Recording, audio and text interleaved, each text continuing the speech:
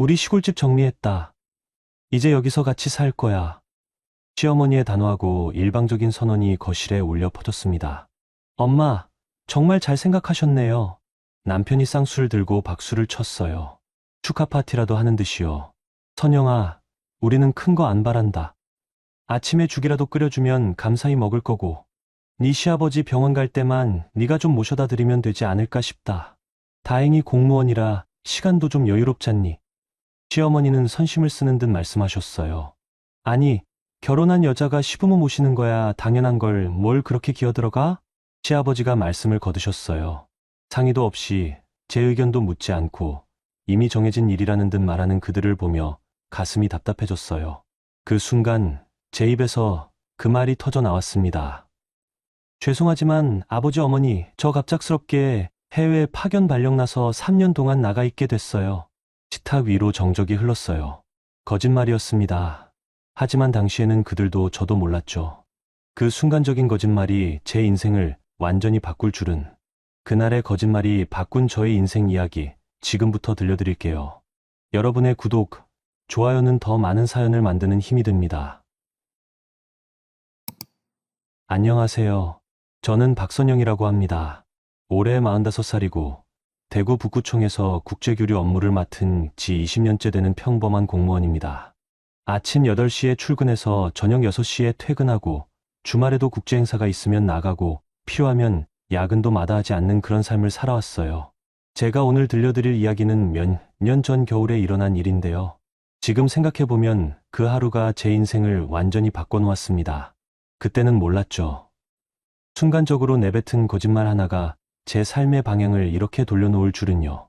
결혼한 지 22년이 됐는데 그동안 저는 늘 밖으로만 도는 며느리라는 소리를 들어왔어요. 명절 때마다 새벽 4시에 일어나서 음식 준비하고 제사 때마다 혼자서 상 차리고 설거지하고 시부모님 생신이나 기념일 때마다 선물 준비하고 식사 대접해드렸는데도요. 제가 직장을 다닌다는 이유만으로 늘 부족한 며느리 취급을 받았습니다. 2020년 초겨울이었습니다. 토요일 저녁이었는데 우리 집 20평 남짓한 거실에서 저녁을 먹고 있었어요. 남편 도윤이와 저, 그리고 시골에서 보따리를 들고 올라오신 시부모님. 4명이 작은 식탁에 둘러앉아 있었습니다. 거실 한쪽 구석에는 시부모님의 커다란 가방들이 놓여 있었어요. 평소보다 짐이 많다는 생각이 들었지만 잠깐 머물다 가시려나 보다 했죠. 시아버님께서는 평생 농사만 지으시다가 올해 초에 허리 수술을 받으셨고 요즘엔 가끔 깜빡하시는 일도 있으셨어요. 경증 치매 진단을 받으셨거든요. 시어머님은 여전히 건강하셨지만 혼자서 시아버님을 돌보기가 점점 힘들어지신다고 하셨죠. 식사 중에 시어머님께서 반찬을 집으시며 자연스럽게 말씀하셨습니다. 그래서 말인데 우리가 시골집을 정리했어. 저는 별 생각 없이 고개를 끄덕였어요. 집이 너무 크니까 작은 곳으로 이사하시나 보다 했죠. 이제 여기서 같이 살 거야. 젓가락을 든 제 손이 공중에서 멈췄습니다. 같이 살 거라고요? 언제부터 그런 이야기가 나왔나 싶어서 남편을 봤는데 도윤이는 오히려 환한 얼굴로 박수를 쳤어요. 어머니, 정말 잘 생각하셨네요. 저희도 그게 좋겠다고 생각했어요. 저희도요? 저는 언제 그런 말을 했나 싶었습니다. 하지만 입을 열기도 전에 시어머님께서 이미 계획을 세우신 듯 말씀을 이어가셨어요. 선영아, 네가 아침에 죽이라도 끓여주면 되고 저녁엔 반찬 몇 가지만 더 해주면 돼. 어려울 것도 없어. 병원 갈 때도 네가 모셔다 드리면 되지. 어차피 공무원이니까 시간도 자유롭고 말이야. 자유롭다고요? 저는 매일 아침 7시 반에 일어나서 8시에 출근하고 저녁 6시에 퇴근해서 장 보고 저녁 준비하는데요. 주말에도 국제행사나 회의가 있으면 나가야 하고 외국 손님들이 오시면 안내하느라 야근도 자주 하는데요. 그런데 더 놀라운 건 남편의 반응이었습니다. 맞아요, 어머니. 선영이가 집에서 놀고 있는 것도 아니고 이왕이면 부모님 모시면서 사는 게 당연하죠. 놀고 있다고요? 저는 20년째 성실히 일해서 저희 집 생활비의 절반을 책임지고 있는데 제 직장 생활을 놀고 있다고 표현하다니요. 시아버님께서도 고개를 끄덕이시며 의젓하게 말씀하셨어요. 큰아들 집에서 여생을 보내는 게 당연하지. 선영아, 앞으로 고생 좀 해야겠다. 고생을 좀 해야 한다고요. 저는 벌써 22년째 고생하며 살아왔는데요. 시집 온 첫 해부터 지금까지 명절 때마다 손님 접대하고 제사 때마다 밤새워 준비하고 시부모님 아프시면 병원 모시고 다니고 했는데요. 그 순간 가슴이 답답해졌습니다. 진짜로요. 목이 막히고 숨이 잘 안 쉬어지는 기분이었어요. 상의도 없이 제 의견을 묻지도 않고 이미 정해진 일이라는 듯이 말씀하시는 게 너무 당황스러웠습니다. 저는 조심스럽게 목소리를 낮추며 물었어요. 저는 언제 그런 이야기를 들었나요? 그러자 도윤이가 짜증스럽다는 표정을 지었어요. 이런 걸 가지고 뭘 상의해. 부모님 모시는 게 당연한 거지. 당연하다고요? 저한테도 일이 있고 생활이 있고 앞으로의 계획이 있는데요. 20평 아파트에 4명이 살면 어떻게 되는지는 생각해 보셨나요? 시어머님께서 젓가락을 탁 소리 나게 놓으시며 날카롭게 말씀하셨습니다. 선영아, 네가 밖에서 일한다고 해서 집안일을 소홀히 해도 된다고 생각하지 마라. 며느리가 시부모 모시는 건 기본이야. 기본이라고요.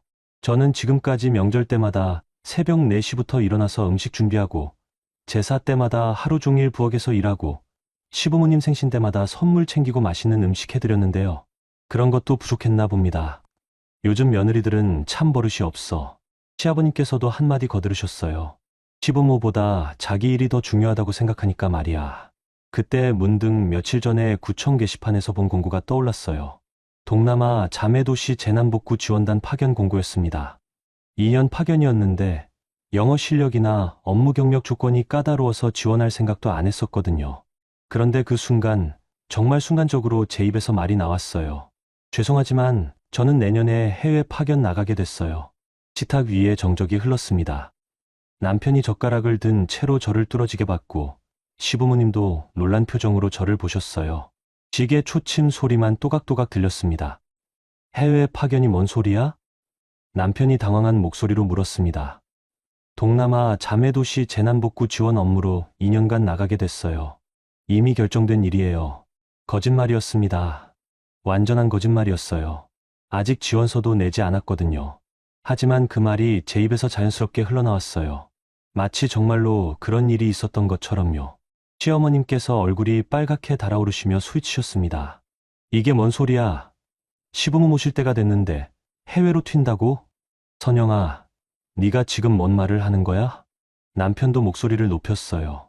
부모님이 이렇게 힘드신데 며느리가 외국으로 도망간다는 게 말이 돼? 도망이라고요? 제가 일하러 가는 건데 도망이라고 표현하시네요. 시아버님께서도 화가 나신 듯 엄하게 말씀하셨어요. 요즘 젊은 며느리들은 정말 버릇이 없어. 시부모보다 자기 일이 더 중요하다고 생각하니까. 시어머님께서는 아예 눈물까지 글썽이시며 한숨을 쉬셨어요. 내가 뭘 잘못했길래 이런 대접을 받아야 해. 늙은 부모 버리고 외국으로 튀려고 하다니. 저는 그 순간 제가 무슨 말을 했는지 정확히 깨달았어요. 하지만 이미 내뱉은 말이었고 되돌릴 수도 없었습니다. 일 때문에 어쩔 수 없는 거예요. 공무원이라서 발령이 나면 가야 해요. 제가 다시 한번 차분히 말했지만 아무도 들으려 하지 않았어요. 남편은 화가 난 얼굴로 저를 노려봤고 시어머님은 눈물을 훔치시며 계속 한숨만 쉬셨습니다. 그날 밤 혼자서 설거지를 하면서 저는 제가 한 말을 계속 생각했어요. 해외 파견이라니 정말 엉뚱한 거짓말을 했구나 싶었습니다. 어떻게 그런 말이 자연스럽게 나왔을까요? 하지만 동시에 이상한 기분도 들었어요. 제 입으로 나간다고 말하는 순간 가슴이 뻥 뚫리는 느낌이 들었거든요. 마치 꽉 막혔던 숨통이 트이는 것 같았어요. 물론 거짓말이었지만 그 거짓말 속에 제 진짜 마음이 담겨 있었는지도 모르겠어요. 아니면 그동안 제가 모르고 있던 제 마음이 그 순간 튀어나온 건지도요. 그날 밤 저는 처음으로 생각했습니다. 정말로 이곳을 벗어날 수 있다면 어떨까 하고요. 그 일이 있고 난 뒤 일주일 동안 저는 정말 복잡한 마음으로 지냈어요. 매일 아침 출근할 때마다 제가 한 말이 떠올랐습니다. 해외 파견이라니 정말 말도 안 되는 거짓말이었죠. 하지만 이상하게도 그 생각을 할 때마다 가슴이 두근거렸어요. 무서우면서도 설레는 그런 기분이었습니다. 월요일 저녁이었어요. 다른 팀원들은 모두 퇴근하고 저 혼자 사무실에 남아 있었습니다. 컴퓨터 모니터 불빛만이 어두운 사무실을 밝히고 있었죠. 저는 떨리는 손으로 키보드를 두드렸어요. 동남아 자매도시 파견 공고라고 검색했습니다. 정말 그런 공고가 있나 확인해 보려고요. 있었습니다. 정말로 있었어요. 베트남 다낭시 재난복구 지원단 파견 공무원 모집. 자세히 읽어보니 조건이 만만치 않았어요. 토익 점수 700점 이상, 해외 업무 경험, 관련 분야, 근무 경력 5년 이상, 그리고 가족 동의서까지 필요했습니다. 가족 동의서라니. 지금 상황에서는 절대 불가능한 일이었죠. 저는 한숨을 쉬며 컴퓨터를 끄려고 했어요. 역시 말도 안 되는 일이었습니다. 그런데 그때 휴대폰이 울렸어요. 남편에게서 온 문자였습니다. 어머니가 동네 분들한테 내 이야기 다 했다. 내일 당장 구청 가서 파견 취소하라고 해. 동네 분들한테 제 이야기를 했다고요? 저는 당황해서 시어머님께 전화를 드렸어요. 어머님, 혹시 제 직장 이야기를 다른 분들께 말씀하셨나요? 당연히 했지. 우리 며느리가 늙은 시부모 버리고 외국으로 튀려고 한다고 다 말했어. 시어머님의 목소리는 차가웠습니다. 경로당에서도 말하고 아파트 분여회에서도 말했어. 요즘 며느리들이 얼마나 버릇없는지 모든 사람이 알아야 해. 저는 말문이 막혔어요.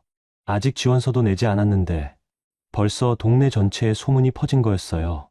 다음 날 출근길에 아파트 엘리베이터에서 같은 층에 사시는 김 아줌마를 만났어요. 평소에는 인사만 나누던 분인데 그날은 저를 유심히 보시더니 말씀하셨어요. 선영 씨, 시어머님이 많이 속상해 하시던데. 네. 해외 나간다고 하셨다면서요? 시부모님 혼자 두고요. 저는 얼굴이 빨갛게 달아올랐어요. 정말 동네에 소문이 퍼진 거였습니다. 구청에 도착해서도 마음이 불편했어요. 혹시 여기까지 소문이 들어왔나 싶어서요. 점심시간에 정혜준 과장님께서 제 자리로 오셨어요. 50대 중반의 과장님은 늘 조용하시지만 저를 많이 챙겨주셨거든요. 선영 씨, 잠깐 나와서 커피 한잔 할까? 저희는 구청 앞 작은 카페로 갔어요. 과장님께서 아메리카노 2잔을 주문하시고 창가 자리에 앉으셨습니다. 무슨 고민이 있는 것 같은데 혹시 집안일이야? 과장님의 따뜻한 목소리에 저도 모르게 눈물이 났어요. 과장님, 저 정말 바보 같은 일을 했어요. 저는 지난주에 있었던 일을 모두 말씀드렸어요. 시부모님의 갑작스러운 합가, 통보, 제 순간적인 거짓말, 그리고 지금의 상황까지요. 과장님께서는 끝까지 조용히 들으시더니 말씀하셨어요. 선영 씨, 그게 정말 거짓말이었을까? 네. 나는 네가 그동안 얼마나 힘들게 지냈는지 알고 있어. 20년 동안 성실히 일하면서도 집안일까지 다 짊어지고 살았잖아. 과장님께서 커피잔을 돌리시며 계속 말씀하셨어요.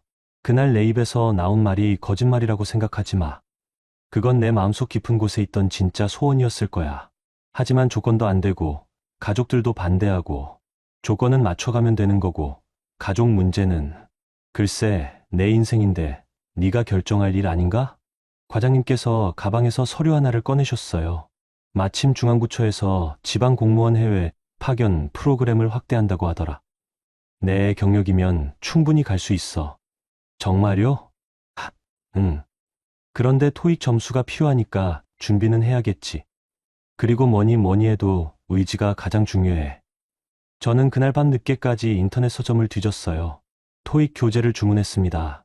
20년 만에 영어책을 사는 일이었어요. 남편은 제가 뭘 하는지 궁금해했지만 저는 구청 업무 때문이라고 둘러댔습니다. 며칠 뒤 시어머님께서 또 전화를 하셨어요. 선영아, 네가 정말로 외국 간다는 게 사실이야? 아직 확정된 건 아니에요. 그럼 취소해. 당장 취소하라고. 왜 제 일에 그렇게 간섭하세요? 제가 조금 목소리를 높이자 시어머님께서 화를 내셨어요. 간섭이라고? 시어머니가 며느리 일에 관심 갖는 게 간섭이야? 하지만 저도 제 인생이 있어요. 내 인생, 결혼하면 남편과 시부모가 내 인생이야. 그것도 모르고 살았어? 전화를 끊은 뒤 저는 책상 앞에 앉았어요. 토익책을 펼치고 첫 페이지를 읽기 시작했습니다. 단어들이 어려웠지만 하나하나 사전을 찾아가며 공부했어요. 남편이 늦게 들어와서 제가 영어 공부하는 모습을 봤어요. 뭐 하는 거야? 공부해요. 무슨 공부? 영어요. 남편의 표정이 굳어졌어요. 설마 정말로 외국 갈 생각은 아니지? 지원만 해보려고요. 야, 박선영. 지원만 해본다고? 신청만 해봐라. 내가 못 나가게 막을 테니까. 남편의 목소리가 차가워졌어요. 부모님이 아프신데 며느리가 외국으로 튄다는 게 말이 돼? 저도 제 일이 있어요. 일, 공무원이 무슨 대단한 일을 한다고 그래? 그 말을 듣는 순간 저는 화가 났어요. 20년 동안 성실히 일해온 제 직업을 그렇게 폄하하다니요. 하지만 저는 참았어요. 대신 더 열심히 공부하기로 했습니다. 다음 주부터 저는 야근을 핑계로 늦게 들어갔어요. 실제로는 구청 도서관에서 영어 공부를 했거든요. 토익 문제집을 풀고 단어를 외우고 듣기 연습을 했습니다. 처음엔 너무 어려웠어요. 20년 동안 영어를 안 써서 실력이 많이 떨어져 있었거든요. 하지만 포기하지 않았어요. 금요일 저녁 정혜준 과장님께서 제 자리로 오셨어요. 선영 씨, 마음은 정했어? 네, 과장님. 해보려고요. 그럼 이거 필요할 거야. 과장님께서 봉투 하나를 주셨어요. 추천서였습니다. 이미 써놨어. 언제든지 쓸 수 있게 말이야. 저는 눈물이 날 것 같았어요. 이렇게 저를 믿어주시는 분이 계신다는 게 정말 고마웠습니다. 과장님, 정말 감사해요. 별 말씀을. 다만 한 가지만 기억해. 과장님께서 진지한 표정으로 말씀하셨어요. 한번 마음을 정했으면 끝까지 가봐. 중간에 포기하면 더 힘들어져. 저는 그날 밤 지원서를 작성했어요. 지원 동기, 해외 업무에 대한 각오, 앞으로의 계획까지 정성스럽게 썼습니다. 마지막에 제출 버튼을 누르는 순간 손이 떨렸어요. 정말로 이렇게 해도 되는 걸까요? 하지만 저는 버튼을 눌렀습니다. 더 이상 망설이고 싶지 않았어요.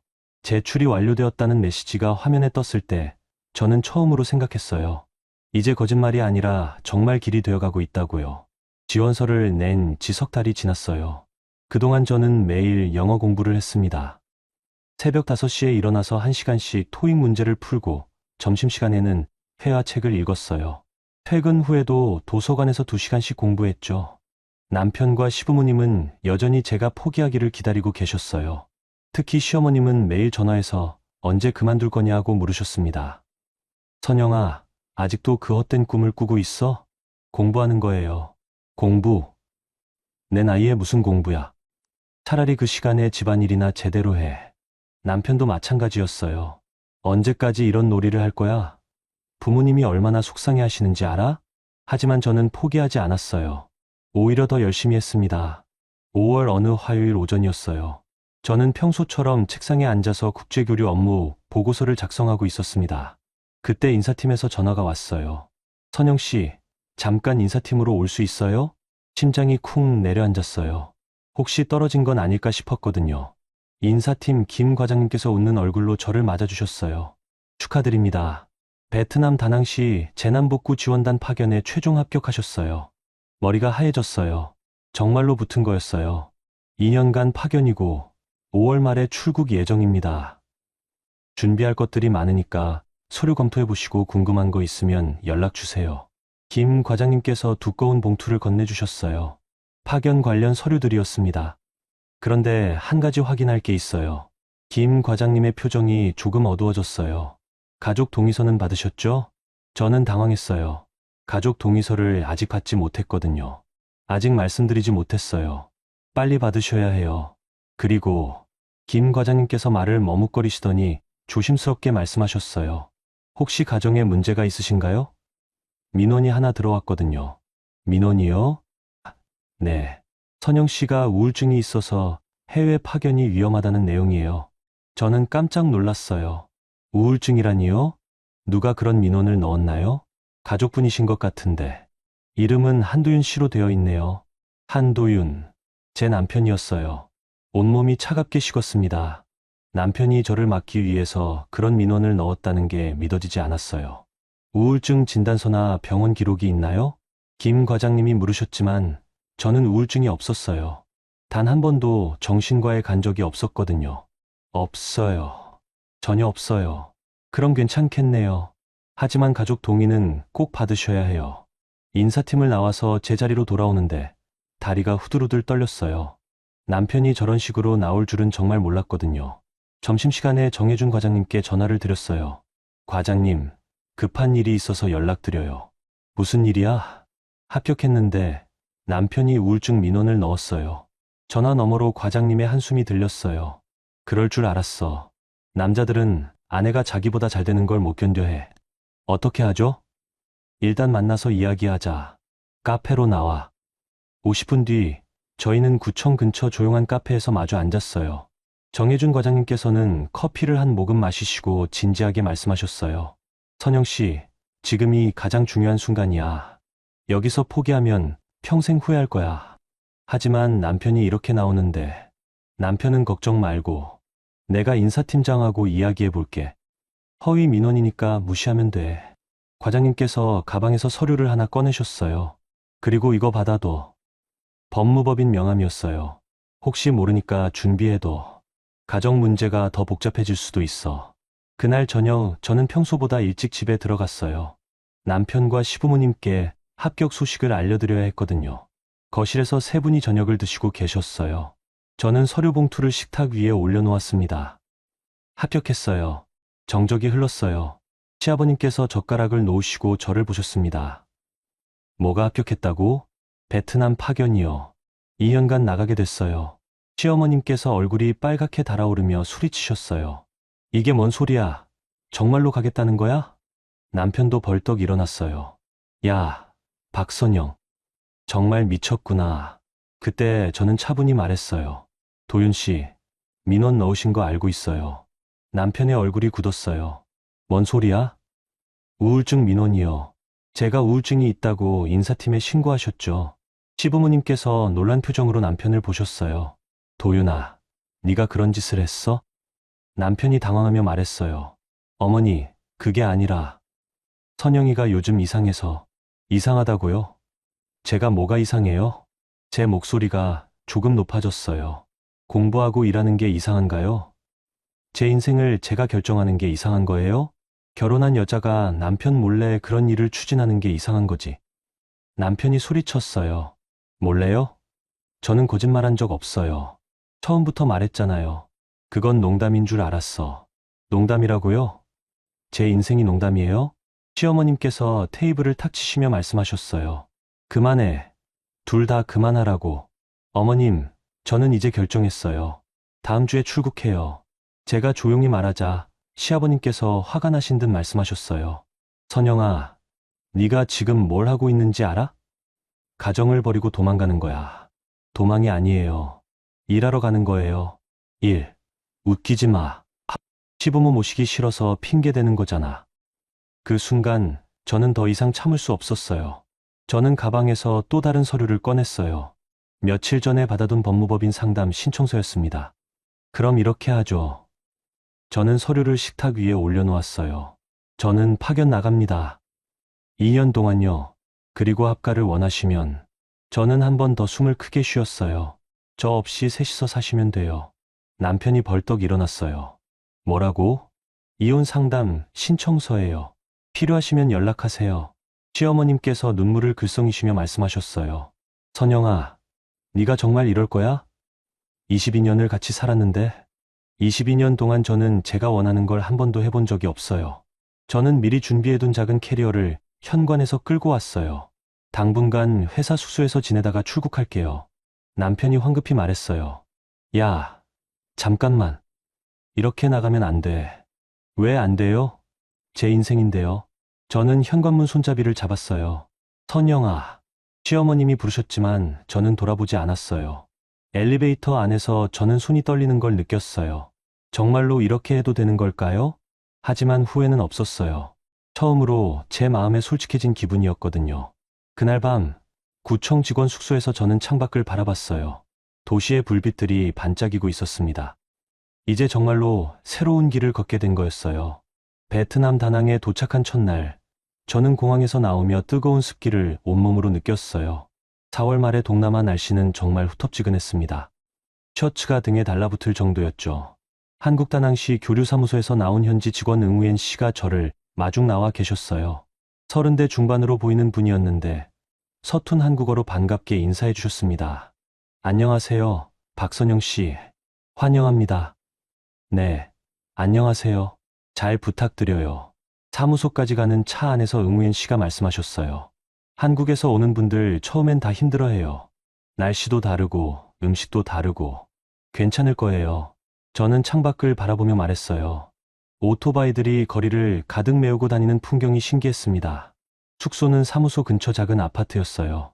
1층에 있는 투룸이었는데 간단한 가구들이 놓여 있었습니다. 에어컨이 있어서 다행이었죠. 짐을 정리하고 나서 저는 휴대폰을 켰어요. 한국에서 온 문자와 통화 기록이 20개가 넘었습니다. 대부분 시어머님과 남편에게서 온 것들이었어요. 시어머님 문자를 열어봤습니다. 선영아, 정말 그곳까지 갔어. 미쳤구나. 당장 돌아와. 남편 문자도 비슷했어요. 박선영, 언제까지 이런 유치한 짓 할 거야? 부모님이 얼마나 힘들어 하시는지 알아? 저는 한숨을 쉬며 휴대폰을 서랍에 넣었어요. 당분간은 보고 싶지 않았거든요. 다음 날부터 본격적인 업무가 시작됐어요. 제가 맡은 일은 지난해 태풍 피해를 입은 지역의 복구 상황을 점검하고 한국 지원 물품 배분을 관리하는 일이었습니다. 첫 주는 정말 힘들었어요. 언어도 서툴고 현지 사정도 잘 모르고 날씨도 견디기 어려웠거든요. 매일 오후가 되면 소나기가 쏟아졌는데 습도가 높아서 옷이 마를 틈이 없었어요. 하지만 포기하지 않았습니다. 매일 아침 7시에 일어나서 현지 마을을 돌아다니며 피해 상황을 확인했어요. 학교 복구 현장도 가보고 주민들과 간단한 대화도 나눴죠. 처음엔 베트남어를 전혀 못해서 손짓발짓으로 의사소통했어요. 하지만 며칠 지나니까 간단한 인사말 정도는 할 수 있게 됐습니다. 진짜오 안녕하세요. 까만 고맙습니다. 주민들이 저를 보고 웃으며 인사해 줄 때마다 저는 묘한 기분이 들었어요. 여기서는 누구도 저를 시댁 눈치 보는 며느리로 보지 않았거든요. 그냥 한국에서 온 공무원으로 봐주셨어요. 2주가 지난 어느 일요일 오후였어요. 숙소에서 쉬고 있는데 한국에서 전화가 왔어요. 정혜준 과장님이었습니다.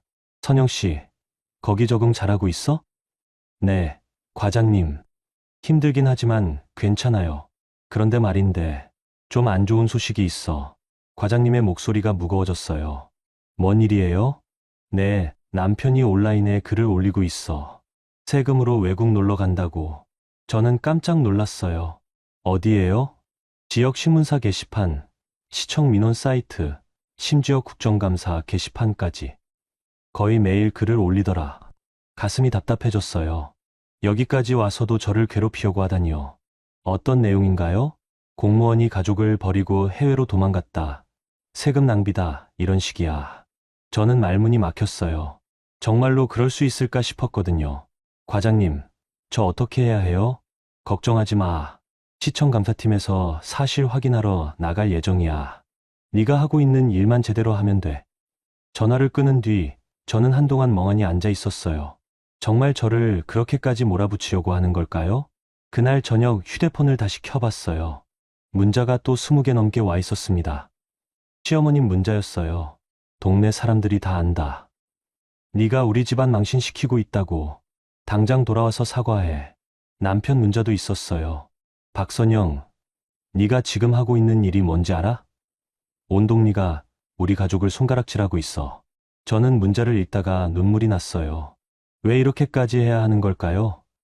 저는 그냥 제 일을 하고 있을 뿐인데요. 하지만 저는 답장하지 않았어요. 대신 업무 일지를 꺼내서 오늘 한 일을 정리했습니다. 오전 호의한 지역학교 복구 현장 점검, 지붕 공사 80% 완료, 오후 주민대표와 의료용품 배분 논의, 다음 주 화요일 배분 예정. 매일 이런 식으로 기록을 남겼어요. 혹시 모를 상황에 대비해서요. 한 달이 지났을 때 정말로 한국에서 감사팀이 왔어요. 시청 감사 담당 박 사무관이었는데 조용하고 꼼꼼한 분이셨습니다. 선영 씨, 업무 관련해서 몇 가지 확인할 게 있어요. 네, 말씀하세요. 박 사무관은 제 업무 일지와 회계장부를 꼼꼼히 살펴보셨어요. 지출 내역, 업무 성과, 현지 평가서까지 모든 걸 확인하셨죠. 사흘 동안 감사가 이어졌어요. 현지 직원들과도 개별 면담을 하시고 제가 방문한 현장들도 직접 가보셨습니다. 마지막 날 박 사무관께서 말씀하셨어요. 선영 씨, 정말 고생 많이 하고 계시네요. 네, 업무 처리가 정말 깔끔해요. 회계도 투명하고 현지 평가도 좋고. 박 사무관께서 따뜻한 표정으로 미소 지으셨어요. 한국에서 이상한 소문이 돌고 있던데 전혀 사실이 아니네요. 오히려 모범적으로 일하고 계셔요. 감사합니다. 힘내세요. 이런 일로 흔들리지 마시고. 박 사무관이 돌아간 뒤 응우엔 씨가 제게 말했어요. 선영 씨, 한국에서 무슨 일 있어요? 네, 감사 나온 거 보니까 뭔가 문제 있는 것 같은데. 저는 잠시 망설이다가 솔직히 말씀드렸어요. 가족들이 제가 여기서 일하는 걸 반대해요. 아, 그래서요. 응우엔 씨가 고개를 끄덕이며 말씀하셨어요. 베트남도 그런 가족 많아요. 여자가 혼자 일하면 싫어하는 사람들. 여기도 그런가요? 네. 하지만 요즘은 많이 달라졌어요. 여자도 자기 인생 살아야죠. 그날 밤, 저는 창밖으로 다낭 시내의 야경을 바라봤어요. 오토바이 소리와 사람들의 웃음소리가 들려왔습니다. 여기서는 아무도 저를 집 나간 며느리라고 부르지 않았어요. 그냥 일하는 사람으로 봐주셨거든요. 저는 처음으로 생각했어요. 어쩌면 제가 정말 원했던 건 이런 삶이었을지도 모른다고요. 한국에서 계속 날아오는 비난 문자들이 점점 멀게 느껴졌습니다. 2년이 지나 한국에 돌아온 날, 인천공항에서 내려다본 하늘이 참 맑았어요. 5월 중순의 따뜻한 바람이 얼굴을 스쳤습니다. 베트남의 끈적한 습기와는 전혀 다른 공기였죠. 공항 도착 로비에 정혜준 과장님이 마중 나와 계셨어요. 2년 동안 많이 변하셨더라고요. 머리에 흰머리가 더 늘었지만 표정은 더 밝아 보이셨습니다. 선영 씨, 정말 고생 많았어. 과장님, 오랜만이에요. 저희는 공항에서 나오며 자연스럽게 그동안의 이야기를 나눴어요. 베트남에서 보낸 소식 봤어. 정말 잘했더라. 많이 배웠어요. 그런데 알고 있지? 네가 팀장으로 승진됐다는 거. 저는 깜짝 놀랐어요. 파견 나가기 전에는 주무관이었는데 팀장이라니요. 정말요? 응. 해외 파견 성과를 인정받아서. 그리고 다음 주에 시청에서 표창도 받게 돼. 차창으로 보이는 서울 풍경이 새로웠어요. 2년 사이에 또 변한 게 많았더라고요. 그런데 말인데, 과장님께서 조심스럽게 말씀하셨어요.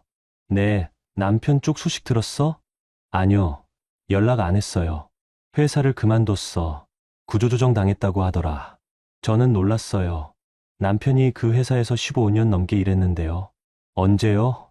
작년 말쯤. 그리고 시부모님들도. 과장님께서 말을 머뭇거리셨어요.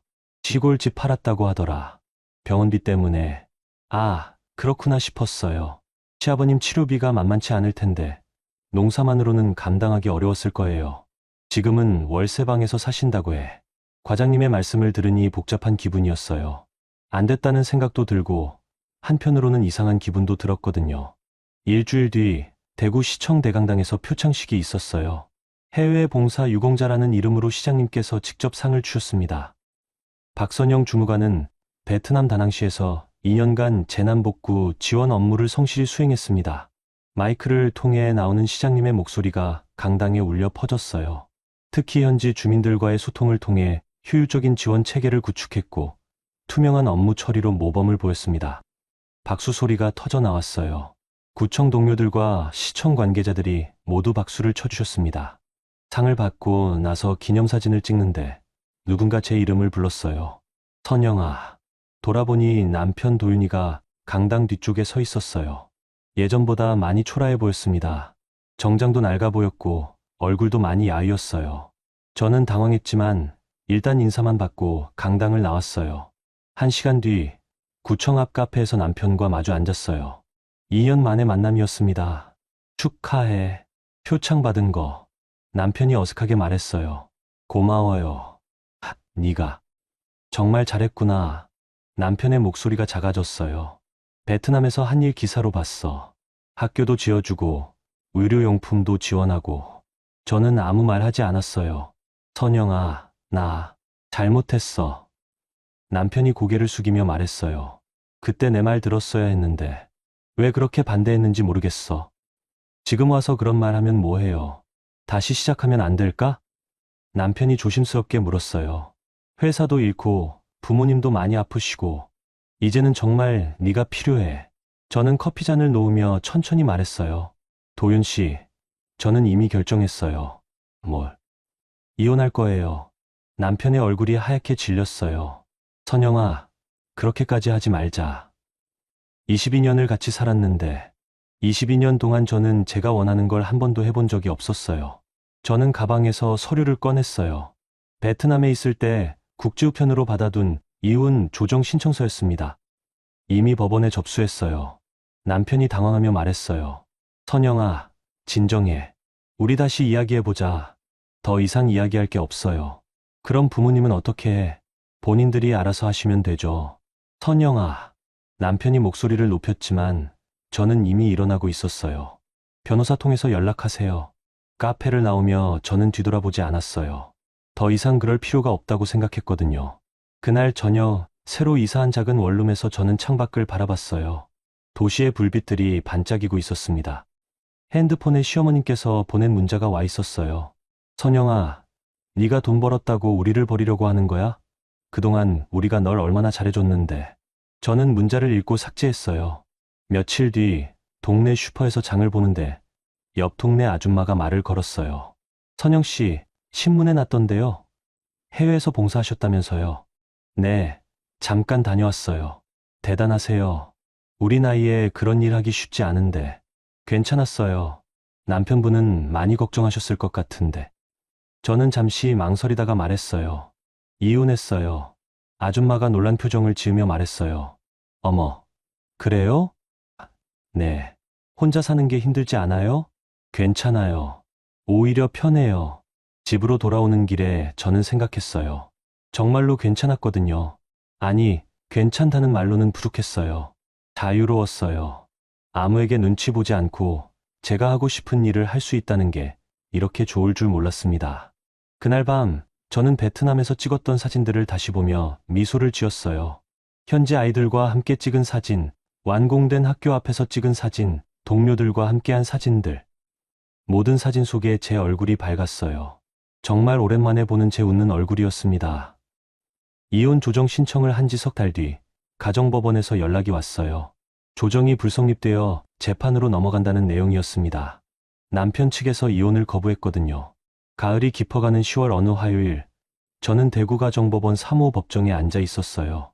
높은 천장과 나무 벽면이 엄숙한 분위기를 만들었습니다. 제 옆에는 김정은 변호사님이 앉아 계셨어요. 50대 초반의 차분한 분이셨는데 정혜준 과장님께서 소개해 주신 분이었어요. 긴장하지 마세요. 우리 쪽에 유리한 증거가 충분해요. 김 변호사님께서 조용히 말씀하셨어요. 반대편에는 남편과 남편 측 변호사가 앉아 있었어요. 도윤이는 검은 정장을 입었지만 어깨가 많이 구부정해 보였습니다. 예전의 당당한 모습은 온데간데 없었어요. 10시 정각에 판사님이 입장하셨어요. 50대 중반의 여성 판사님이었는데 날카로우면서도 온화한 인상이셨습니다. 이혼 사건을 시작하겠습니다. 먼저 원고 측 주장을 들어보겠습니다. 김 변호사님께서 일어나셨어요. 존경하는 재판장님, 원고는 22년간 성실한 결혼 생활을 해왔으나 피고와 피고 가족의 일방적이고 지속적인 인격 모독으로 인해 더 이상 혼인 관계를 지속할 수 없게 되었습니다.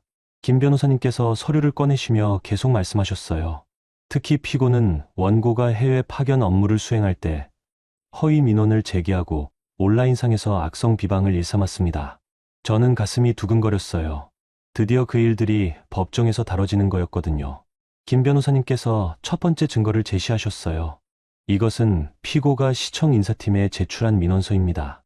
원고가 우울증이 있어 해외 파견이 위험하다는 내용인데 실제로는 아무런 의학적 근거가 없었습니다. 판사님께서 서류를 자세히 보시더니 남편 측 변호사에게 물으셨어요. 피고 측에서는 이에 대해 어떻게 생각하십니까? 남편 측 변호사가 일어났어요. 재판장님, 피고는 가정의 평화를 지키기 위해 어쩔 수 없는 선택을 했습니다. 가정의 평화요? 판사님의 목소리가 차가워졌어요. 김 변호사님께서 두 번째 증거를 내놓으셨어요. 이것은 피고가 각종 온라인 사이트에 올린 글들입니다. 지역 신문사 게시판, 시청 민원 사이트, 심지어 국정감사 게시판까지 총 37건의 글을 올렸습니다. 화면에 프린트된 글들이 보여졌어요. 세금으로 외국 놀러가는 공무원, 가족 버리고 도망간 며느리 같은 제목들이 눈에 들어왔습니다. 판사님께서 서류를 넘기시며 말씀하셨어요. 이것은 단순한 가정 분쟁을 넘어서는 행위로 보이는군요. 남편이 변호사 귀에 뭔가 속삭였어요. 변호사가 일어나서 말했습니다. 재판장님, 피고는 아내가 시부모를 버리고 떠나는 것에 대해 정당한 분노를 느꼈습니다. 정당한 분노라고 하셨나요? 판사님께서 안경을 벗으시며 날카롭게 물으셨어요. 김 변호사님께서 세 번째 증거를 제시하셨어요. 이것은 원고의 베트남 파견 기간 중 업무 평가서와 시청 감사 결과입니다. 원고는 2년간 성실히 업무를 수행했고 현지에서도 높은 평가를 받았습니다. 시청 감사 결과 또한 아무런 문제가 없었어요. 판사님께서 고개를 끄덕이시며 서류를 보셨어요. 또한 귀국 후 시청에서 표창까지 받았습니다. 남편 측 변호사가 다시 일어났어요. 하지만 재판장님, 혼인은 부부가 함께 하는 것입니다. 일방적으로 해외로 떠나는 것은 일방적이라고 하셨습니까? 김 변호사님께서 끼어들었어요. 피고 측에서는 시부모 합가도 일방적으로 통보했습니다. 원고의 의견은 전혀 묻지 않았어요. 김 변호사님께서 마지막 증거를 꺼내셨어요. 이것은 원고가 받은 문자 메시지들입니다. 피고와 피고 가족이 보낸 것들인데 화면에 문자 내용들이 나타났어요. 미쳤구나. 정신병자. 가족 버리고 도망간 년 같은 말들이 적혀 있었습니다. 법정이 조용해졌어요. 판사님께서 오랫동안 서류를 보시더니 말씀하셨어요. 피고에게 묻겠습니다. 이런 행동들이 배우자에 대한 적절한 행위라고 생각하십니까? 남편이 일어나서 떨리는 목소리로 말했어요. 죄송합니다. 그때는 너무 화가 났다고 해서 이런 행동이 정당화되는 것은 아닙니다. 판사님의 목소리가 단호했어요. 특히 허위 민원과 온라인 비방은 배우자에 대한 심각한 명예훼손입니다. 남편이 고개를 숙였어요. 재판장님, 제가 잘못했습니다. 다시 기회를 주시면. 기회는 이미 충분히 있었습니다. 판사님께서 서류를 정리하시며 말씀하셨어요. 이혼을 허가합니다. 또한 위자료와 재산 분할에 있어서 원고에게 유리하게 판단하겠습니다. 방청석에서 작은 박수 소리가 들렸어요. 정혜준 과장님과 몇몇 동료들이 와 계셨거든요. 판사님께서 덧붙여 말씀하셨어요. 배우자를 존중하지 않는 혼인은 더 이상 혼인이 아닙니다. 원고가 새로운 출발을 할 수 있기를 바랍니다. 법정을 나오며 저는 눈물이 났어요. 기쁨의 눈물이었습니다.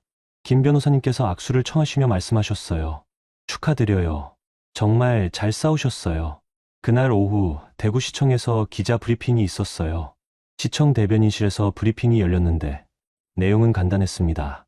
공무원에 대한 허위 민원과 악성 비방에 대해서는 앞으로도 단호히 대응하겠습니다. 박선영 팀장의 해외 파견 업무는 모범적이었으며 이에 대한 악의적 비방은 명백한 명예훼손입니다. 짧은 브리핑이었지만 저에게는 큰 의미였어요. 공식적으로 제 명예가 회복된 거였거든요. 법원을 나와서 저는 하늘을 올려다봤어요. 가을 하늘이 정말 맑았습니다. 휴대폰에 축하 문자들이 쏟아졌어요. 과장님, 동료들, 베트남에서 함께 일했던 응우엔 씨까지 축하해 주셨어요. 그날 밤 새 집에서 저는 판결문을 다시 읽어봤어요. 원고 박선영이라고 적힌 제 이름이 선명했어요. 누구의 아내도 누구의 며느리도 아닌 그냥 박선영으로 서 있는 제 이름이었습니다. 이혼 판결이 확정된 지 6개월이 지났어요. 그동안 저는 정말 많은 변화를 겪었습니다. 무엇보다 마음이 편해졌어요. 아침에 일어날 때 누구 눈치를 볼 필요가 없었고 저녁에 집에 들어와서도 온갖 잔소리를 들을 필요가 없었거든요. 혼자 사는 게 이렇게 자유로울 줄 몰랐습니다. 직장에서도 달라진 게 있었어요. 동료들이 저를 보는 눈빛이 예전과 달랐습니다. 예전엔 집안일 때문에 야근 못하는 사람 정도로 봤다면 이제는 해외 파견도 성공적으로 마친 팀장님으로 대해주셨어요. 봄이 되면서 저에게 새로운 업무가 맡겨졌어요. 시청에서 진행하는 공무원 역량 강화 프로그램의 강사였습니다. 특히 민원 대응과 마음 돌보기라는 주제로 후배 공무원들을 교육하는 일이었죠. 처음 강의 제안을 받았을 때는 당황했어요. 저는 강의 경험이 없는데요. 인사팀 김 과장님께서 웃으며 말씀하셨어요. 선영 팀장님만큼 적임자가 없어요. 실제 경험이 있으니까 더 생생하게 전달할 수 있을 거예요. 첫 강의는 4월 둘째 주 화요일이었어요. 시청 3층 세미나실에서 열렸는데 20여 명의 공무원들이 참석했습니다. 대부분 30대에서 50대 초반의 분들이었어요. 저는 떨리는 마음으로 마이크 앞에 섰어요. 안녕하세요. 박선영입니다. 저는 구청 국제교류팀에서 일하고 있고 몇 년 전 베트남 파견을 다녀온 경험이 있어요. 참석자들이 관심 있는 표정으로 저를 봤어요. 오늘은 민원 대응에 대해 이야기해 보려고 하는데 특히 악성 민원을 당했을 때 어떻게 마음을 지켜야 하는지 말씀드리고 싶어요. 저는 제 경험을 조심스럽게 들려드렸어요. 물론 구체적인 가족사는 빼고 업무적인 부분만 말씀드렸죠. 때로는 우리가 아무리 성실히 일해도 이해받지 못할 때가 있어요. 하지만 그럴 때일수록 흔들리지 말고 묵묵히 해야 할 일을 하는 게 중요합니다. 1시간 반 동안의 강의가 끝나고 질의응답 시간이 있었어요. 한 분이 손을 들고 물어보셨어요. 팀장님, 그런 상황에서 어떻게 마음의 평정을 유지하셨어요? 글쎄요. 제일 중요한 건 내가 하고 있는 일이 옳다는 확신이었던 것 같아요. 그리고 저는 잠시 생각해보고 말했어요. 때로는 혼자서도 충분히 괜찮다는 걸 깨닫는 것도 중요해요. 강의가 끝나고 참석자들이 하나둘 나가는데 맨 뒤에 앉아 계시던 분이 저에게 다가오셨어요.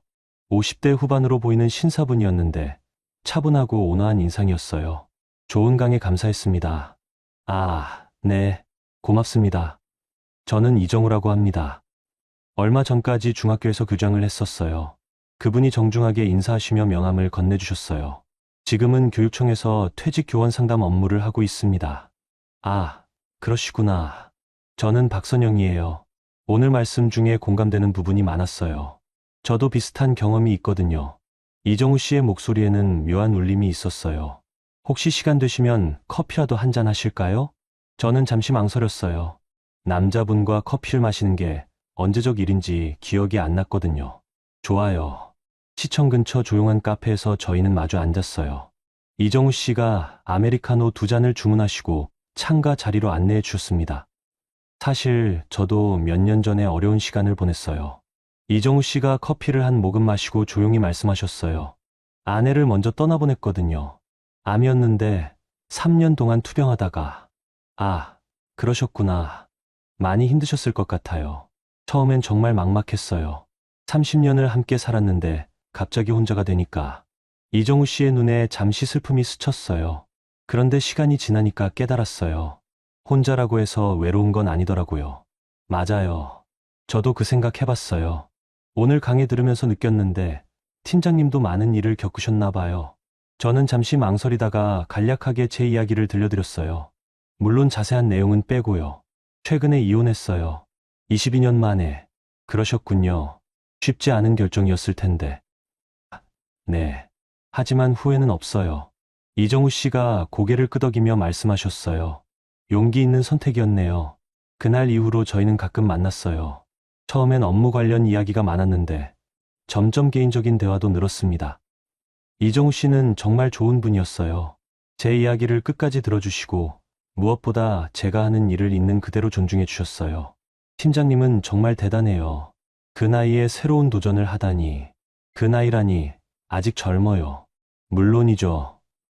저는 나이는 숫자에 불과하다고 생각해요. 여름이 되면서 저희 만남은 더 자주 이어졌어요. 주말에 공원을 산책하기도 하고 영화를 보러 가기도 했습니다. 어느 토요일 오후 대구 수성목 공원을 걷다가 이정우 씨가 말씀하셨어요. 선영 씨, 제가 너무 성급한 건 아닌지 모르겠는데. 뭐요? 저희가 좀 더 가까워져도 될까요? 저는 벤치에 앉으며 생각해 봤어요. 저는 결혼에 대해서 좋은 기억이 별로 없어요. 결혼 말고요. 그냥 서로에게 좋은 사람이 되는 거요. 이정우 씨의 말이 마음에 와닿았어요. 서로의 삶을 지켜보면서 나란히 걸어가는 것. 그런 관계면 어떨까요? 좋아요. 가을이 깊어갈 무렵 저희는 서로의 가족 이야기를 나눴어요. 부모님 산소에 같이 가볼까요? 이정우 씨가 조심스럽게 제안하셨어요. 저는 부모님께 인사드리고 싶어요. 좋은 분을 만났다고. 저도요. 돌아가신 아내분께도 인사드리고 싶어요. 10월 어느 주말 저희는 먼저 제 부모님 산소에 갔어요. 경산의 작은 야산에 계셨는데 국화꽃을 들고 올라갔습니다. 어머니, 아버지 좋은 분 만났어요. 저는 산소 앞에서 조용히 말씀드렸어요. 이제는 정말 행복하게 살 것 같아요. 이정우 씨도 정중하게 저를 올리셨어요. 안녕하세요. 선영 씨를 잘 보살피겠습니다. 다음 주에는 이정우 씨의 아내분 산소에 갔어요. 대구 외곽의 추모공원이었는데 정말 조용하고 아름다운 곳이었어요. 여보, 좋은 분 소개할게요. 이정우 씨가 사진 앞에서 말씀하셨어요. 걱정 안 해도 돼요. 서로 좋은 벗이 되어서 함께 늙어갈 거예요. 저도 저를 올리며 마음속으로 말씀드렸어요. 감사하다고, 좋은 분을 보내주셔서 고맙다고. 그날 저녁 이정우 씨 집에서 저녁을 함께 했어요. 작은 투룸이었는데 깔끔하게 정리되어 있었어요. 결혼식은 안 할 거예요. 제가 된장찌개를 떠먹으며 말했어요.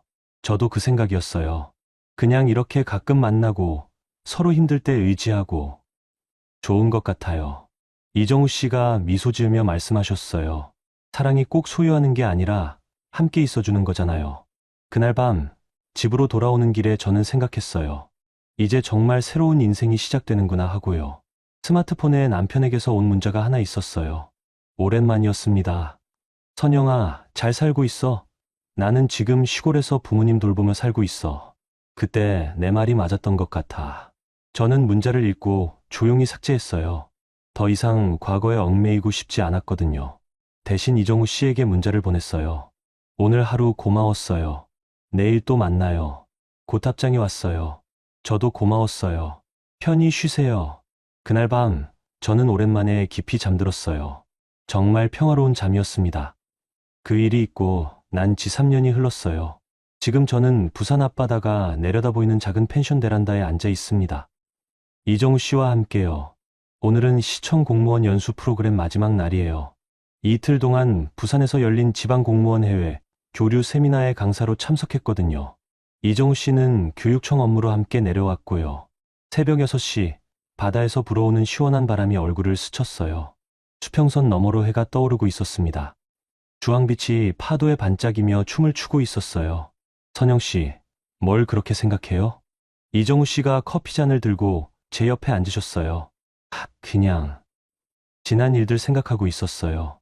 저는 바다를 바라보며 말했어요. 어떤 생각이요? 몇 년 전 그날 밤 생각이요. 거실에서 해외 파견 간다고 말했던 그 순간. 이정우 씨가 조용히 고개를 끄덕이셨어요. 제 이야기를 이미 다 알고 계시거든요. 어제 저녁 연수 참가자들 앞에서 강의를 했어요. 주제는 공무원의 도전 정신과 자기계발이었습니다. 30여 명의 공무원들이 참석했는데 대부분 저와 비슷한 나이의 분들이었어요. 저는 45살에 처음으로 해외에 나갔어요. 강단에 서서 제 이야기를 들려드렸습니다. 그때만 해도 영어도 서툴렀고 해외 경험도 전혀 없었어요. 하지만 포기하지 않았죠. 참석자들이 진지한 표정으로 저를 바라봤어요. 때로는 작은 용기 하나가 인생을 완전히 바꿀 수 있어요. 강의가 끝나고 한 분이 손을 들고 물어보셨어요. 팀장님, 그런 결정을 내릴 때 두렵지 않으셨어요? 물론 두려웠어요. 하지만 더 두려운 건 아무것도 하지 않고 후회하며 사는 거였어요. 또 다른 분이 질문하셨어요. 가족들 반대는 어떻게 극복하셨나요? 저는 잠시 망설이다가 솔직하게 말했어요.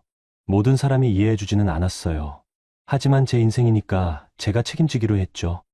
연수가 끝나고 몇 분이 개별적으로 저에게 다가오셨어요. 저도 해외 파견에 도전해보고 싶어요. 용기를 내보겠습니다. 그런 말씀들을 들을 때마다 뿌듯했어요. 제 경험이 누군가에게는 힘이 될 수 있다는 게 정말 감사했거든요. 베란다에서 바다를 보고 있으니 베트남에서의 인연이 떠올랐어요. 처음엔 정말 힘들었죠. 언어도 서툴고 날씨도 견디기 어려웠고 한국에서는 계속 비난이 쏟아졌고요. 하지만 그 시간들이 저를 단단하게 만들어줬어요. 혼자서도 충분히 잘 살 수 있다는 걸 알게 됐거든요. 한편으로는 옛집 소식도 궁금했어요. 몇 달 전에 우연히 들었는데 도윤이는 지금 시골에서 시어머님을 혼자 돌보고 계신다고 하더라고요. 시아버님은 작년에 돌아가셨다고 했어요. 가끔은 그때 제가 조금만 더 참았더라면 어떻게 됐을까 하는 생각도 해봐요. 하지만 후회는 없어요.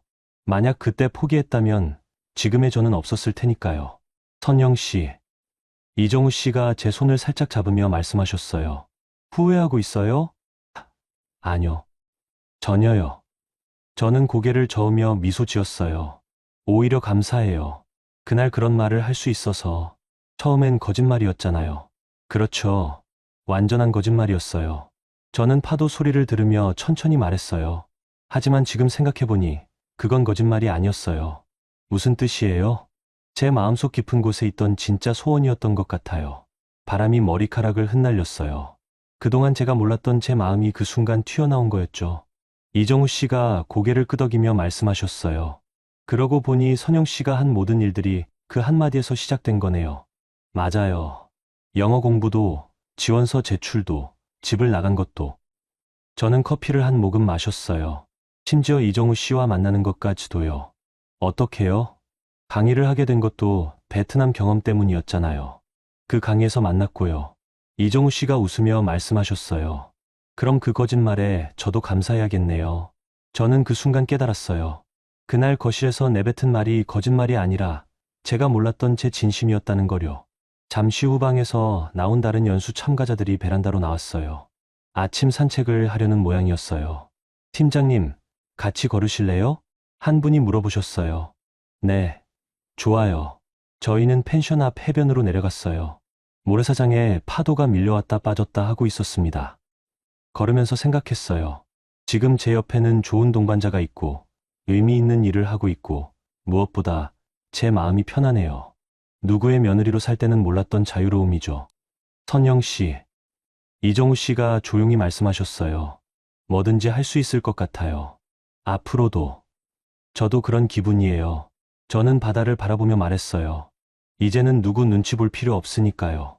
그날 오후 부산을 떠나 대구로 돌아오는 기차 안에서 저는 창밖 풍경을 바라봤어요. 빠르게 지나가는 산과 들이 아름다웠습니다. 휴대폰을 꺼내서 메모장에 적었어요. 다음 강의에서 해주고 싶은 말이었거든요. 작은 거짓말 하나가 진짜 인생을 시작하게 할 수 있다. 중요한 건 그 거짓말을 진짜로 만들 용기다. 이정우 씨가 제 어깨에 기대시며 말씀하셨어요. 선영 씨, 정말 멋져요. 뭐가요? 자기 인생을 스스로 바꾼 게요.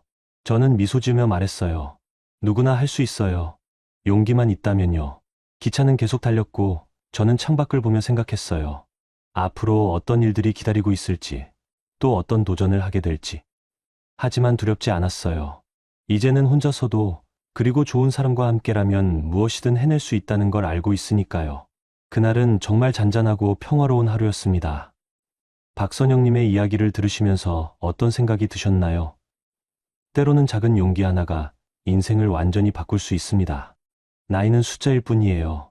언제든 새로운 시작을 할 수 있고 자신의 편을 들어줄 수 있어요. 여러분도 마음속에 품고 있던 작은 꿈이 있다면 오늘부터 한 걸음씩 내디뎌 보세요. 그 한 걸음이 진짜 인생의 시작이 될 수 있으니까요. 오늘 영상이 작은 위로가 되셨다면 지금 구독 눌러보세요. 매일매일 더 재미있고 감동적인 이야기가 찾아옵니다. 댓글로 여러분의 이야기도 들려주시고 오늘도 행복한 하루 되세요.